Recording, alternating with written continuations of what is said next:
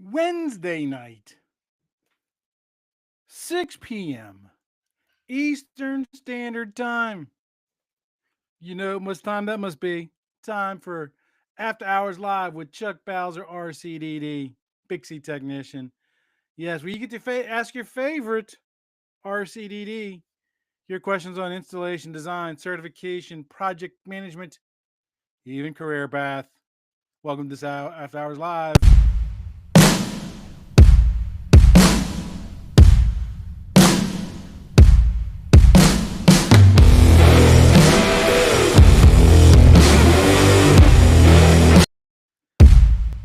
No, no, go away. I'm still learning this new system. Hold on. Go to preview. There we go. There we go. Still learning this new system. I should be broadcasting on TikTok, Instagram, Facebook, LinkedIn, YouTube, and the whole wide web. You might have noticed I've been absent for a while there, almost over a month, and that's because Hurricane Milton. Yes, Hurricane Milton flooded out the neighborhood and having all kinds of problems.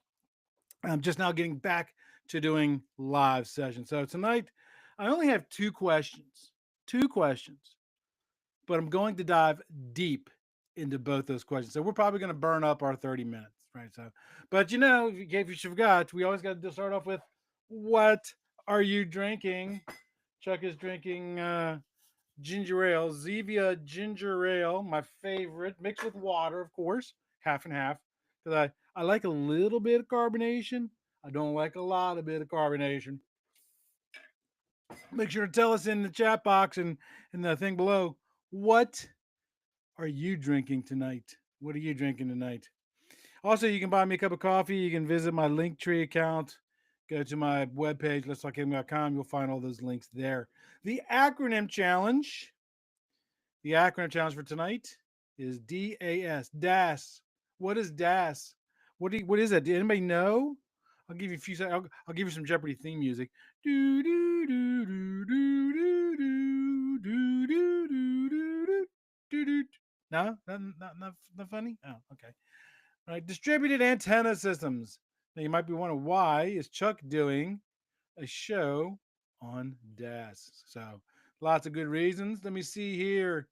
Am I on Twitch? No, I am not. I am on TikTok.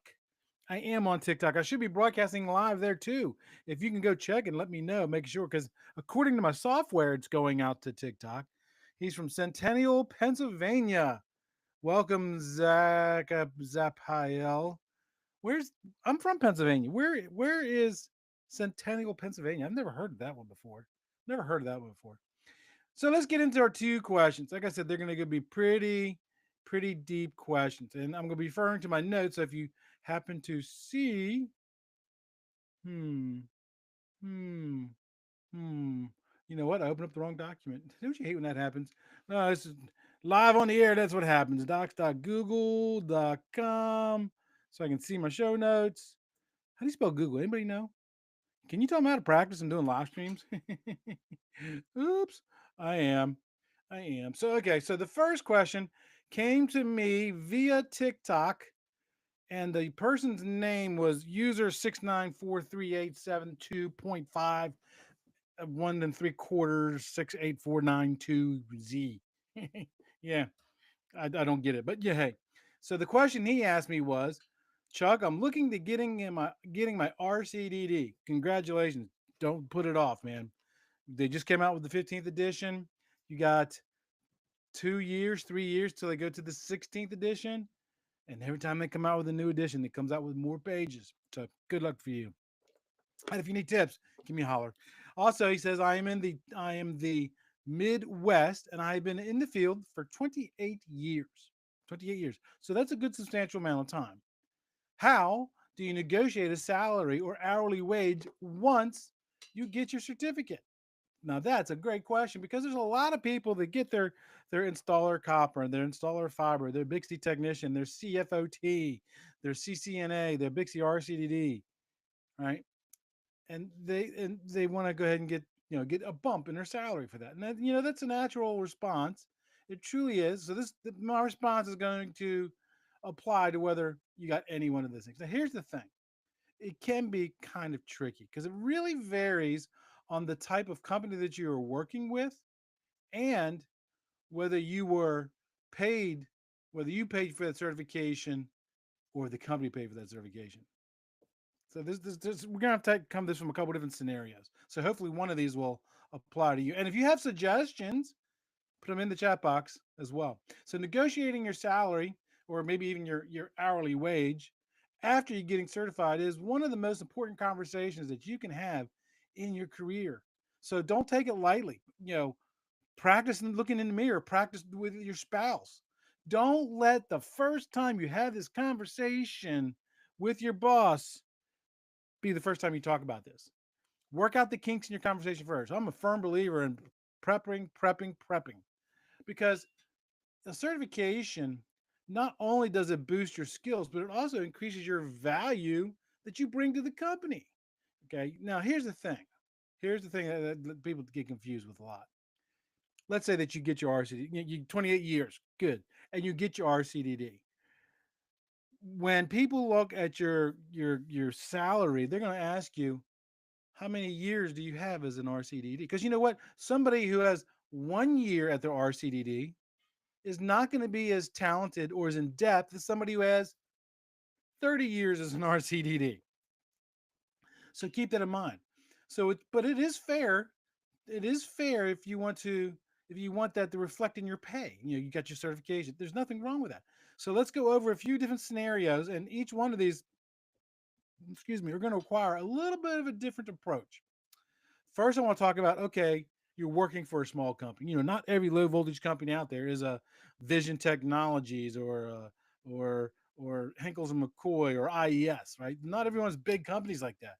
There are smaller companies that might have, you know, but the first company I worked for, Custom Computer Cable, well, at the time they were in Arlington, Virginia, but now they're in Chantilly.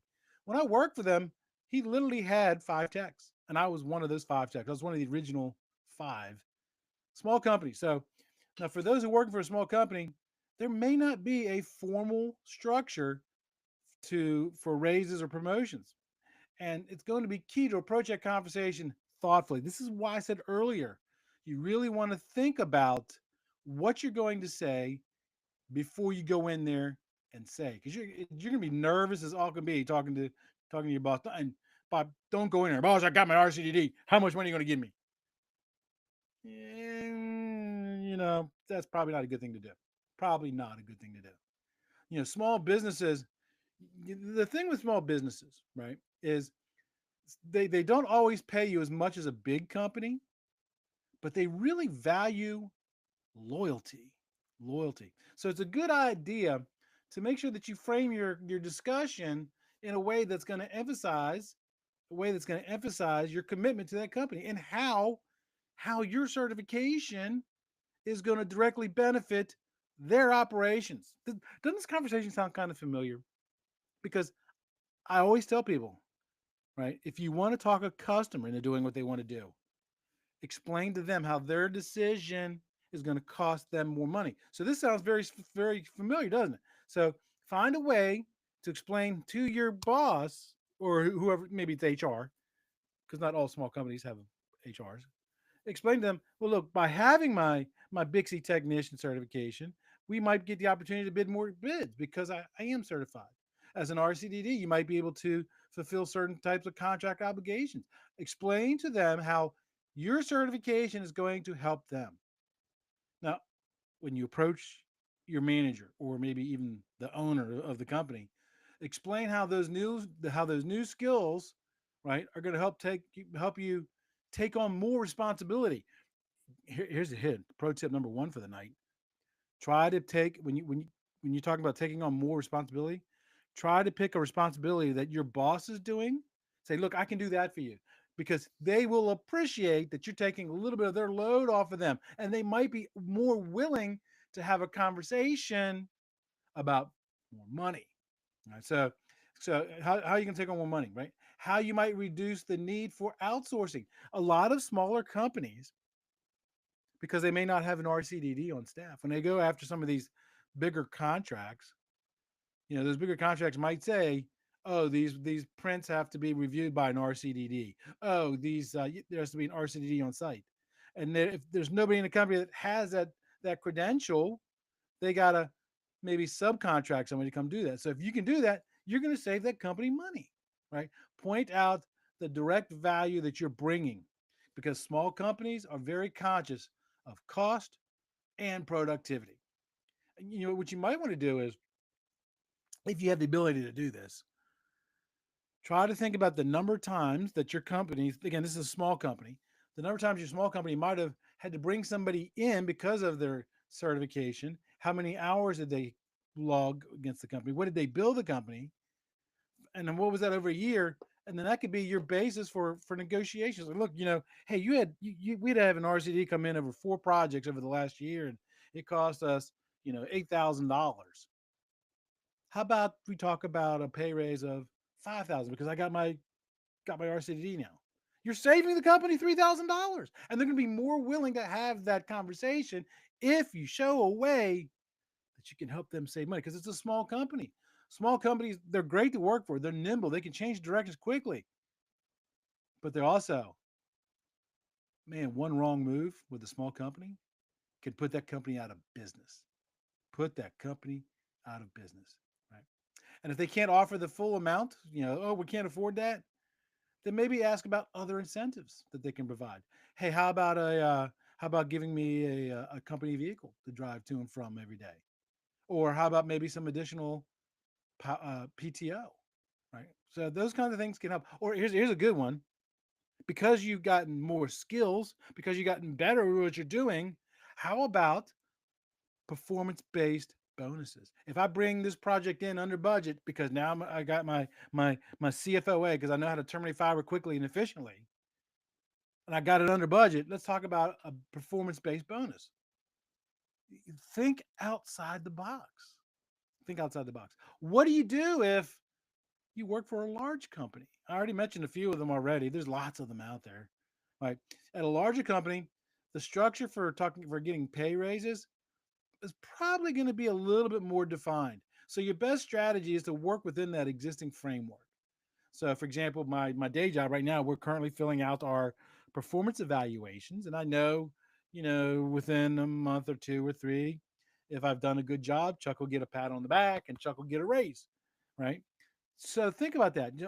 So maybe if you get your RCDD, your CFOT, your Bixie Tech, your OSP credential, and you know that you're going to doing your performance evaluations and getting pay raises in 3 months, 4 months, 5 months, instead of asking for it right away, start laying the groundwork.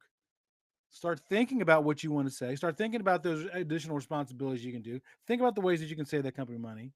So you got X amount of days, weeks, or months to think about this. So that way, when you go in, and you're loaded for bear, right? Large companies often will have established pay bands and raise cycles, especially if that company's tied to the unions. Right? So sometimes the unions, those companies will have um, specific pay raises for different timing stuff. So keep that in mind. And I already mentioned about the timing, right? Check to see when that evaluation or those salary adjustments are typically happening. And you already know pretty much, for if you work for a large company, when they do those evaluations, when they do those raises. So again, present your case by showing how your certification aligns with the company goals. And I have yet to come across a company that, having somebody with a credential like, CFOT, Bixie Tech, installer copper, installer fiber, RCDD, OSP, how that does not align with company goals. But if you have a company initiative, a few years back, I was talking to a friend of mine, and his company wanted to start doing data centers. So he went out and got his DC certification uh, and he told the company, look, I got the certification. You guys are pursuing this, trying to identify more data center customers, more data center projects next year. I've got the certification. That's going to help us to be able to do that kind of work. You see how this works out now? You got to go in there and show how it's a three words, three words you always want to remember: mutually beneficial relationship. It's not a one-way street. It's not about how much money you can make. It's not about how much money the company make. It's got to be a mutually beneficial relationship. And as soon as it quits being that, you're going to lose your job. You will lose your job, right? So, and keep in mind, larger companies are also typically going to be more critical, more evaluative in measurable results. Measurable results. That's why I kind of pointed out earlier. If you can, try to find out how much they paid to have that RCD on staff and before, and how much it costs, and how much you can save them if you give you a raise, or because you got your RCD now. Right. So there's a way to do this. Highlight how your past contributions and your new skill sets are going to make an impact. That's going to be the ideal way to do that. Additionally, you might also want to even ask about developmental policies that might entitle you to an automatic increase for certification. I've never worked for a company like this, but I had friends that worked for companies like that. That if you got your RCDD, bam, you automatically got a $3,000 a year raise.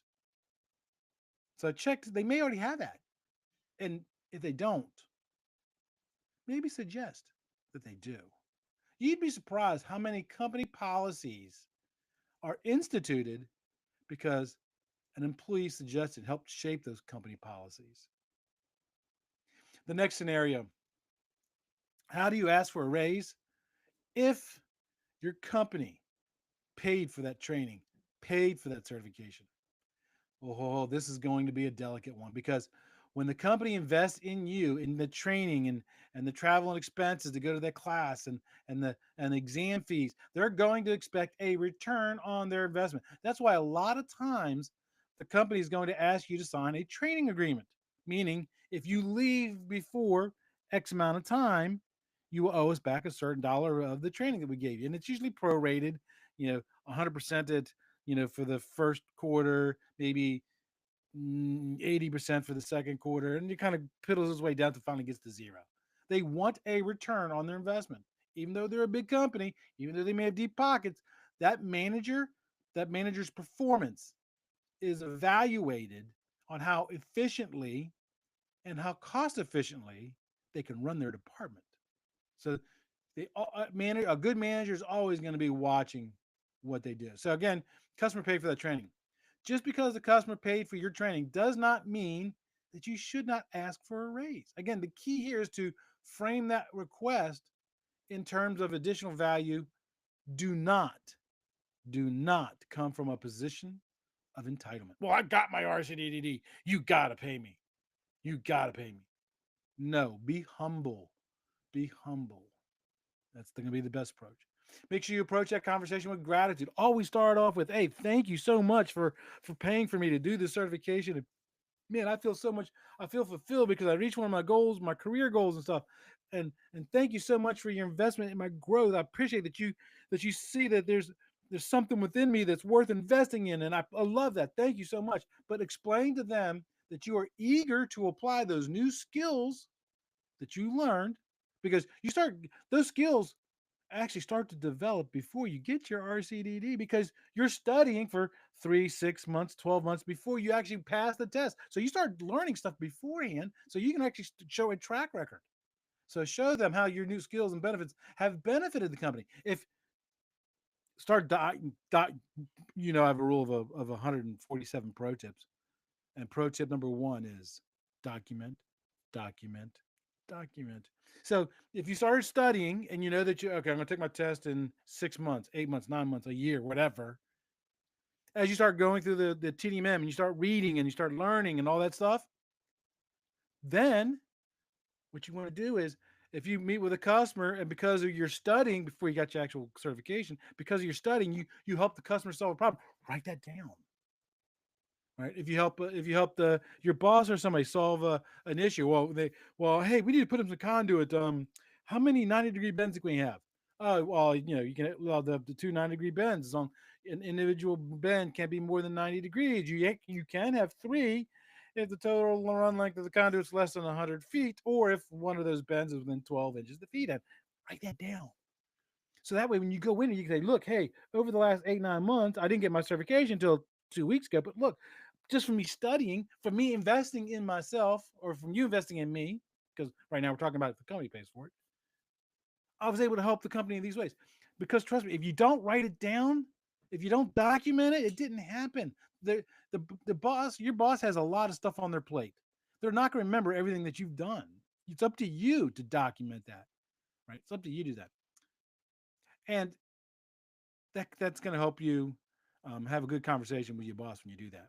Now, if your boss is reluctant to adjust your wage immediately, I get it. I get it because they just paid the cost for you to go get the certification. I get it. But maybe suggest other things like, okay, well, how about we do this?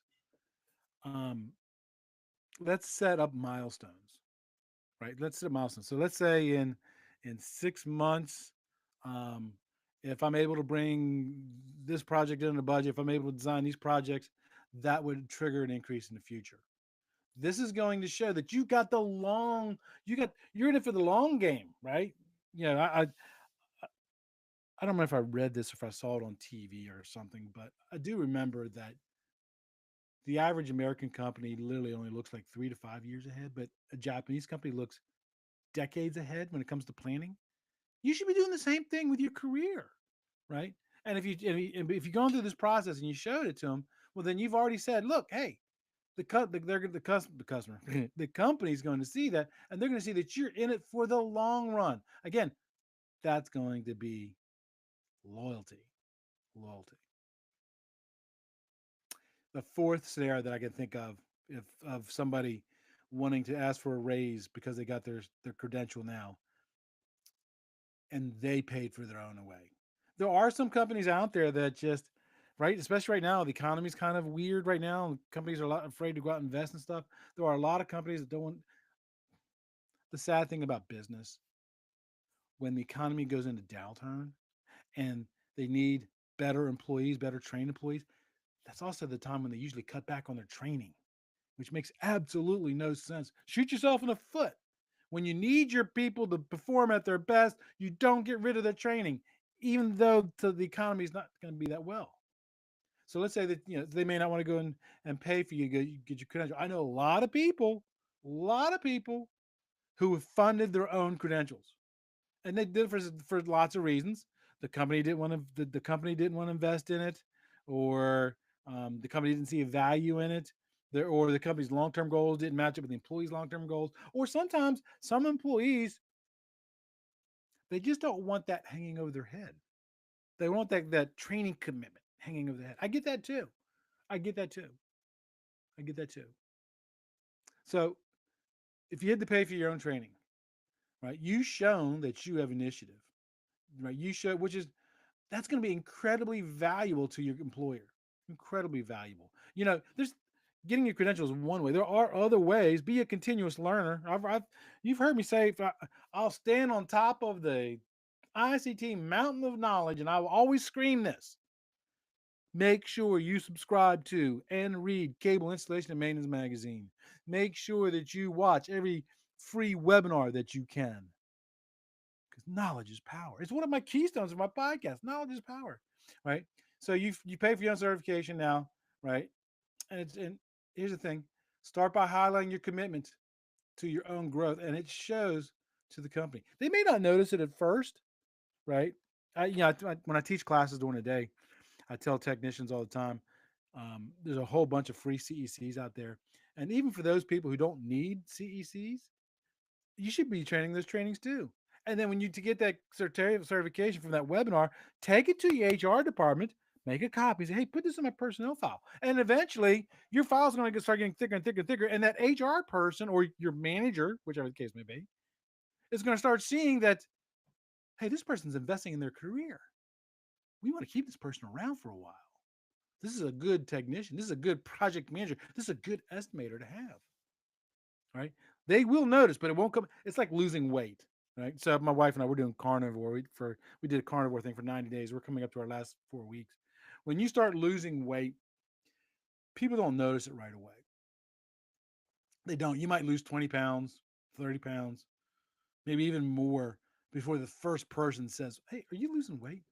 It's the same way when you're investing in knowledge in yourself. People won't notice it right away, but don't let that be a deterrent. Invest in it. Learn, learn, learn. If it doesn't help you in your current position, it will help you in your career. It absolutely will help you in your career. So think about that. Just always there's nothing. Always invest in yourself. Always. And what's going to happen is, the company will eventually realize that, what, they are benefiting from these additional skills that you learned because you took them upon yourself without them actually having any direct investment. And you know what? A good manager is going to say, wait a minute, this guy's becoming smarter, or this technician is becoming smarter and better and faster and quicker. They're learning these additional skills. If I don't do something to keep this person, I might lose them to my competitors. So it's going to get them to start thinking about that. So again, they realize that you're starting to improve without them directly investing in you. And those positions, and this really going to position you in a strong negotiation for a wage increase, because you've essentially taken all the risk. You paid for the books. You studied. You paid for the exam fees. You might have even traveled to wherever to take this test. You funded that all out of your own pocket. There was no risk to the company, and trust me, they're going to notice at some point. Mention that your certification is going to allow you to take on more advanced tasks and greater responsibility, thus potentially reducing the need for external support. Again, like I mentioned in some of the other scenarios, it's all about showing the company how by you having a certification is going to benefit them too. And I would benefit them. This is where the whole humble comes into place. It comes into play. It really, really does. And this can be from whether it's improving, project timelines. You took the CFOT certification, and now you're able to terminate fiber quicker and more consistently, and less go backs, right? Or you have taken it doesn't have to even be FOA or Bixby. It could be a customer. I mean, it could be a class on customers and customer satisfaction.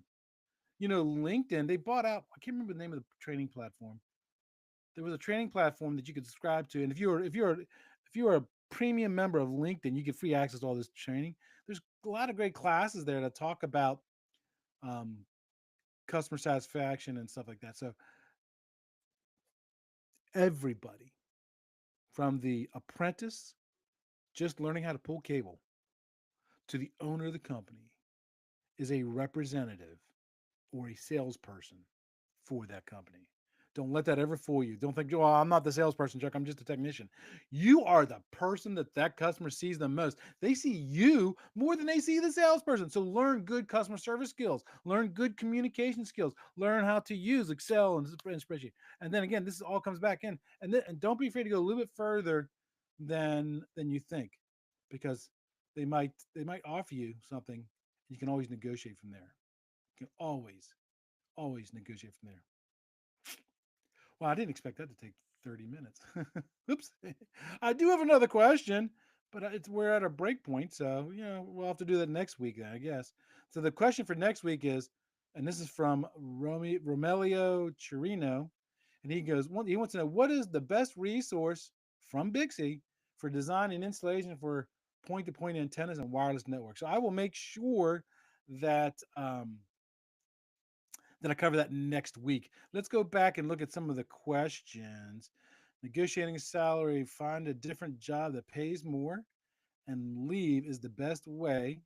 If the company actually valued you, they would increase your salary all the time or when you get your certifications. I don't quite. I somewhat agree with you, and I somewhat disagree with you. Right? I agree with you in a little bit because um, Centennial P is a beer. Oh, IPA. See, I should be wearing my glasses. Absolutely. Once you get your RCDD, go ahead and look at, go to resume or indeed.com, whatever, and find out what other positions are paying for that certification, so you know what your value is. Okay. And there is a thought process that some companies want to pay you the cheapest amount they can. So the only way to get a raise is to leave and come back. I get that too. But But when you show that loyalty, we talked about loyalty earlier. When you show that loyalty, if if they're looking to create a new position or do something different, they're going to reward the people who had loyalty first. So I'm not I somewhat agree with you, but I also disagree with you. I argue you have you. I'd argue that you have no leverage in salary negotiation unless you have a different job ready. $5,000 a year increase is much more than less than it cost them. That is a negotiation tactic. That is. That is absolutely. When I got my RCDD, um, my company paid for mine, and I work for a large company. And so when I got mine, this is back when Bixby used to list all the RCDDs on their website, and you could actually go on and you can find all the new RCDDs. And what was happening, this is why the Bixby locked it down. Um, Headhunters would find out who just got the RCDD the last 30 days, and they would contact them and say, "Hey, look, I got a customer." So when I got my RCDD, I got a job notification. A headhunter contacted me. I went on a job interview. I got offered a job making a significant amount more than I was making currently at the company I was working for. But I wanted to give my company the offer first. So I went to my company and I said, "Look, hey, I got my RCD.